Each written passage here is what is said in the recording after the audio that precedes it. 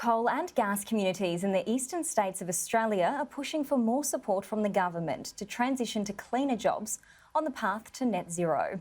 Joining me live now for more on this is Dr. Amanda Cahill from The Next Economy. Thank you for your time this evening, Amanda. Now, you've conducted lengthy research on this over the past 12 months. What did you find? Yeah, so we spoke to about over 500 people across Australia, mostly in central Queensland and the Hunter, but also Victoria, WA, Northern Territory, so places that are being impacted by the path to net zero.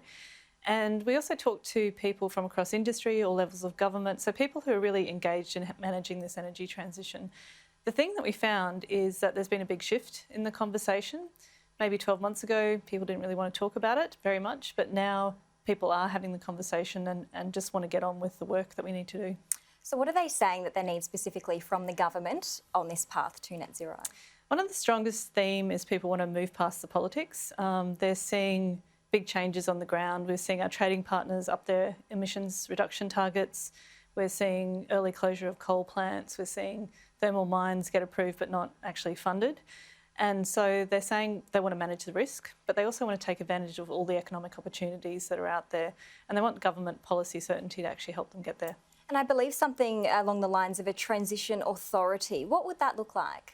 So if you look at other countries around the world that are being a bit more proactive about managing this change, they often have national bodies whose job it is to actually support the regions most affected with things like planning and coordination. Because if you think about all the aspects of this, it falls across lots of different government departments, and industry needs help as well. So a national authority would help that, but we've also got to have people on the ground helping that regionally led planning.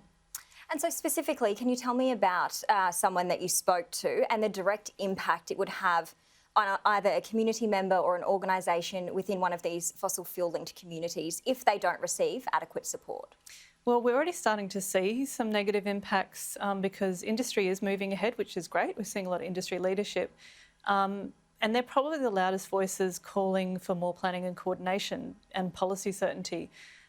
They're seeing investors being a bit nervous because they're getting mixed messages from federal government. We're seeing different regulations across different states, so the same company has to deal with completely different regulations.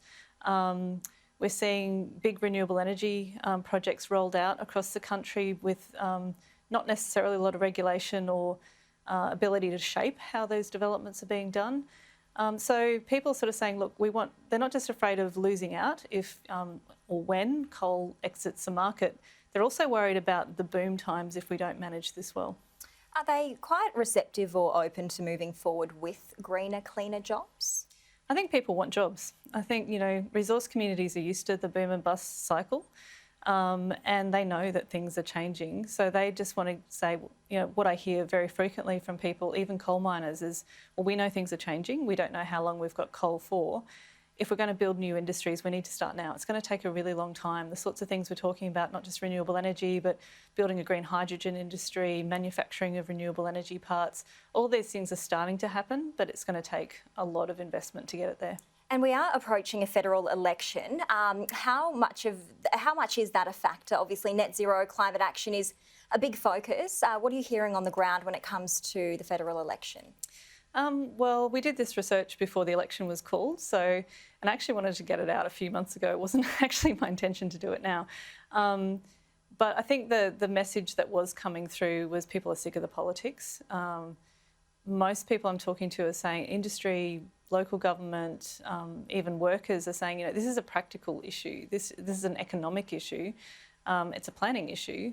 Let's take the politics out of it so we can just have an honest conversation about where we're going and what we need to do to get there. And just finally, you have collected all of this data. What's going to happen next with your report? So the report went out on Thursday and it was quite an exceptional media attention. So, and we're lining up a whole lot of meetings with government, public servants at the moment who are interested in thinking about whoever's in government next, what's the work we need to do to actually support regions. But we're going to continue supporting regional councils as well, which we're doing so that they can actually plan their future. Dr. Amanda Cahill, thank you so much for your time this evening. Thanks, Anna.